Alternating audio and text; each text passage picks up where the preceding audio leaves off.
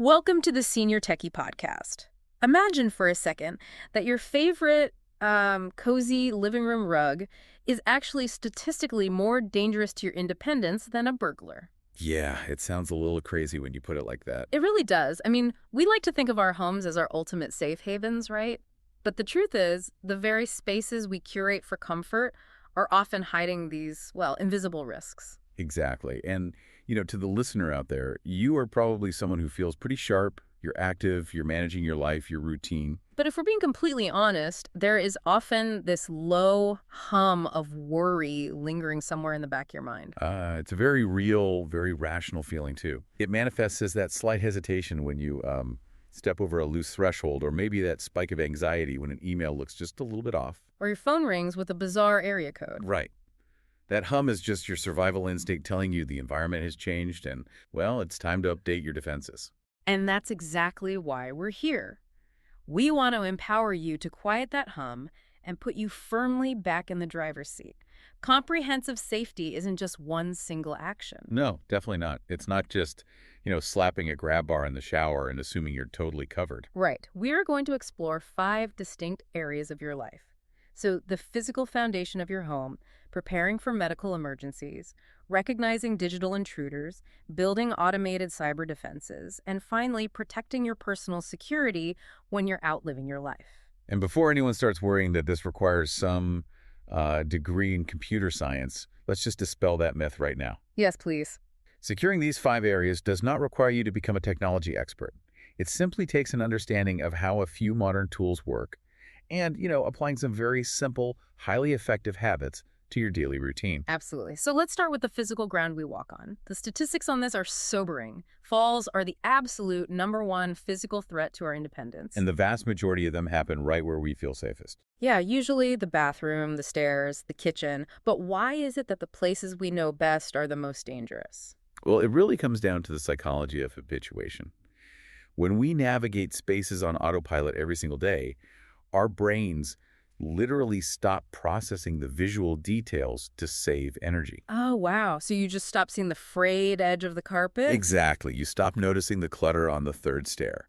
That is the great paradox of home safety.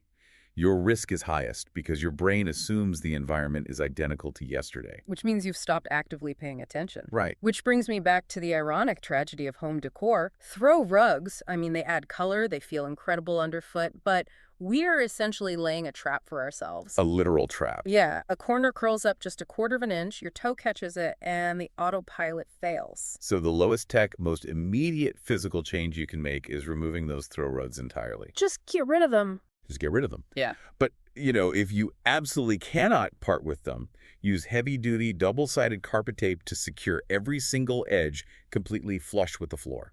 That makes sense. And beyond the floors, another hidden physical danger is the water heater. Oh, yeah. Setting it no higher than 120 degrees Fahrenheit prevents severe scalding. Because as we age, slight neuropathies can reduce our skin's sensitivity to temperature changes, right? Exactly. You might not feel how dangerously hot the water is until it actually scalds you, and that triggers a panic response. A sudden jerk backward. Right. And ultimately, a fall. So those are the crucial environmental tweaks. But if we look at the technology side of fall prevention, you'll often see the term passive detection or smart sensors when you're browsing home safety gear. And those words can sound incredibly invasive. Yeah, a lot of people hear sensor and assume there is like a camera watching them in the bathroom. Let's demystify what these actually do. Imagine a security guard who can see in the dark using invisible light standing in the corner of your room. That's a great way to think about it. Right. They never record video, but if they see you go down, they instantly call for help without you saying a word. Yeah, they don't use cameras at all. Passive fell sensors rely on radar or infrared technology.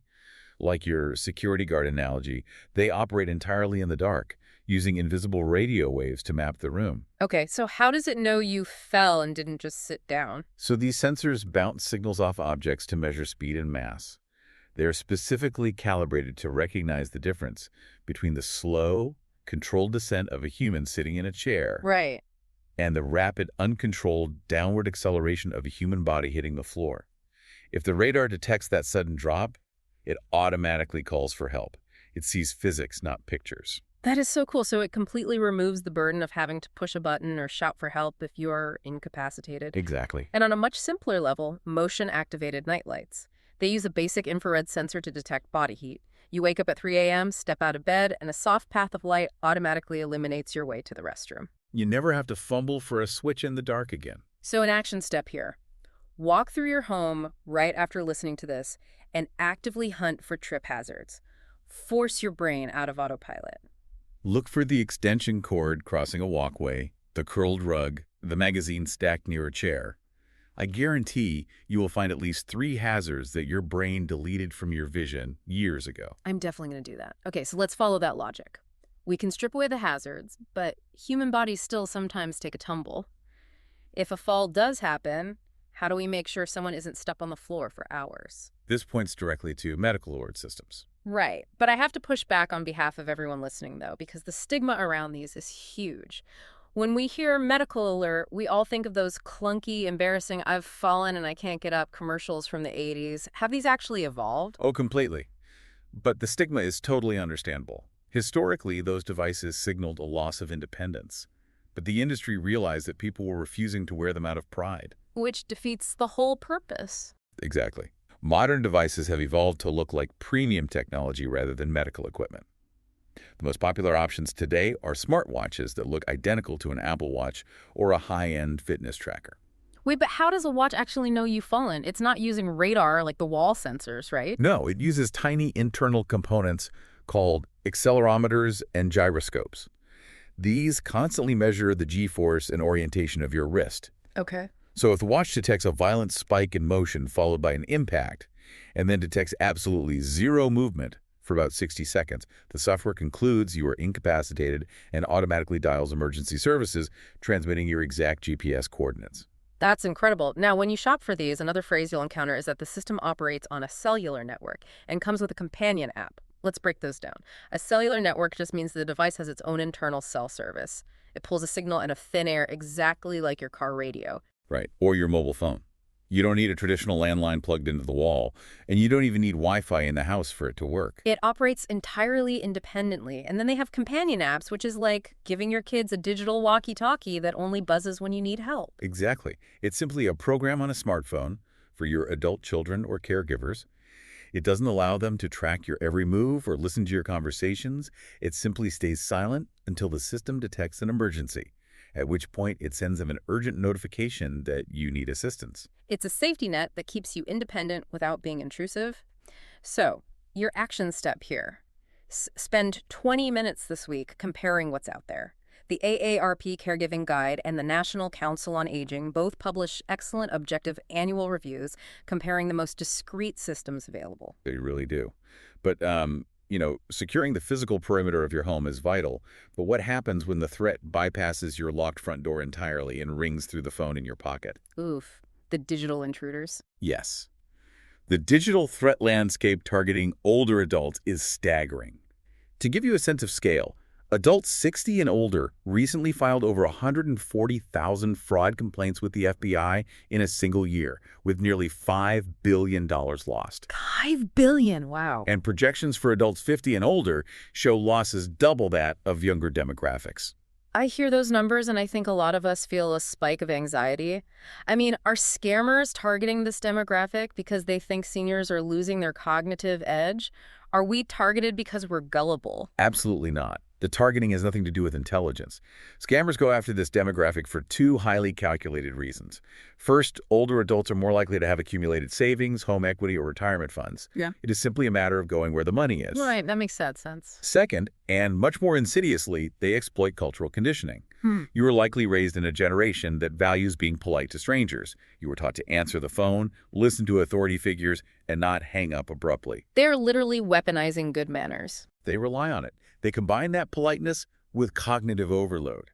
They manufacture a high-stakes crisis and talk incredibly fast, using urgency to shut down your brain's logical prefrontal cortex and activate the amygdala, which controls your fear response. And when you are in a state of panic, you cannot think critically. Exactly. The grandparent scam is a terrifying example of this. You pick up the phone and hear a panicked voice that sounds exactly like your grandchild crying, saying they're in jail or a hospital and need money wired immediately. And increasingly, they're using artificial intelligence to scrape voice samples from social media videos to clone the exact voice of your loved ones. It's so scary, and they'll beg you not to tell their parents, creating a secret loop that isolates you.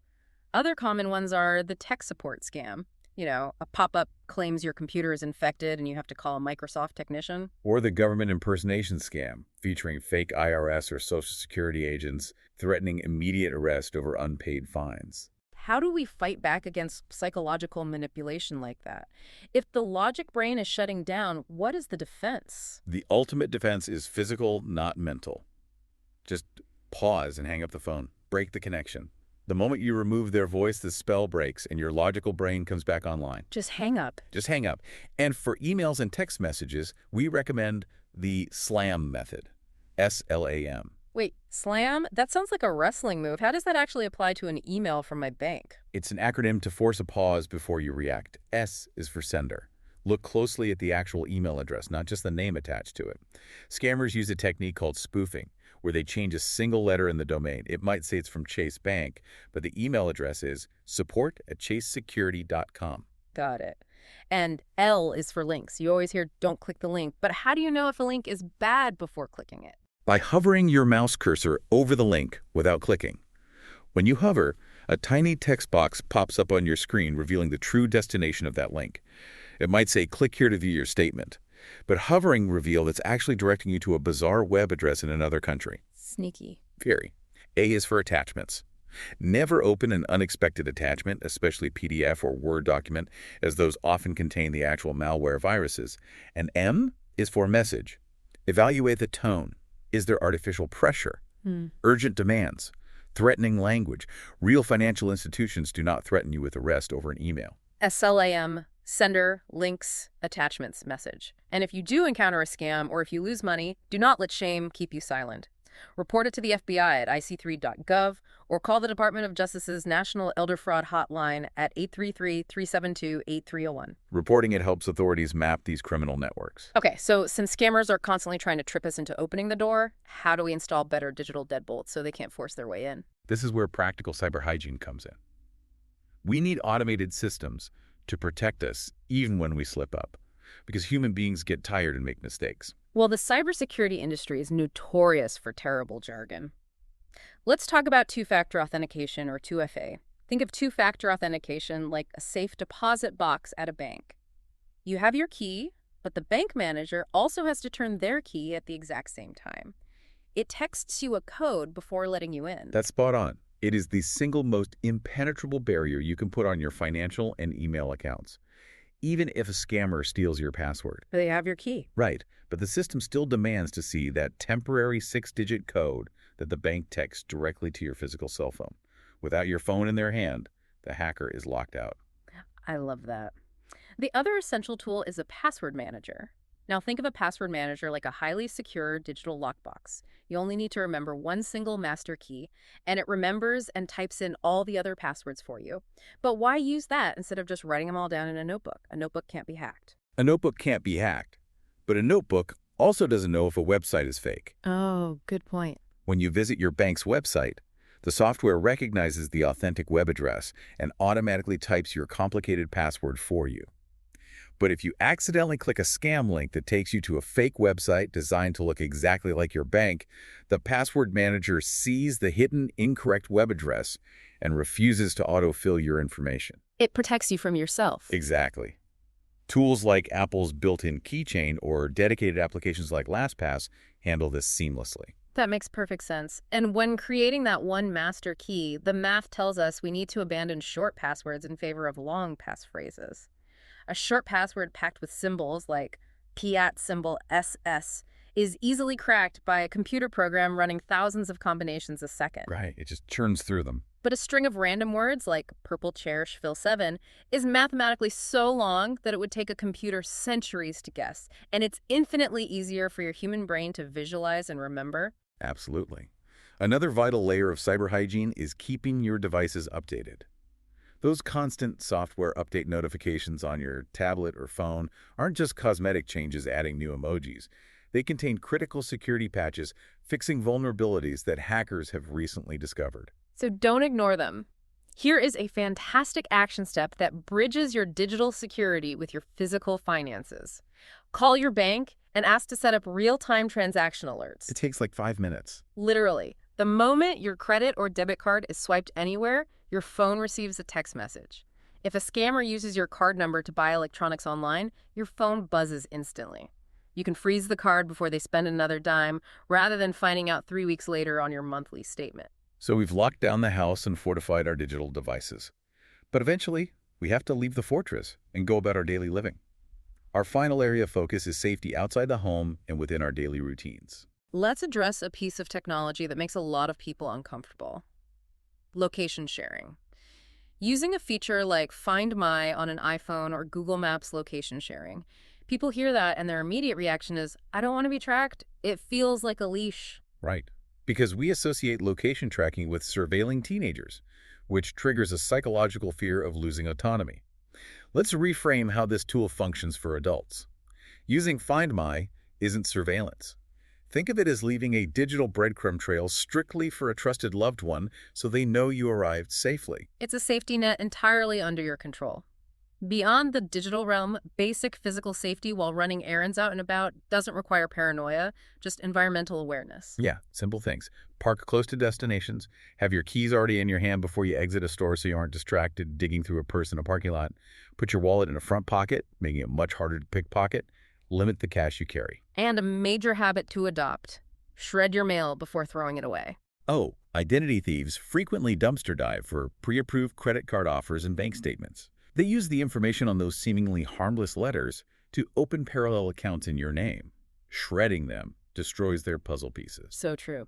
And you can also visit donotcall.gov to register your phone number, which significantly cuts down on the volume of spam calls probing for information. Definitely do that. Inside the house, the routines we take for granted are often where things slip. Medication management and fire safety aren't glamorous topics, but they are critical. Yeah, medication errors are a massive driver of emergency room visits for older adults. Taking the wrong pill or taking a double dose because you forgot you already took it is incredibly common due to pill fatigue.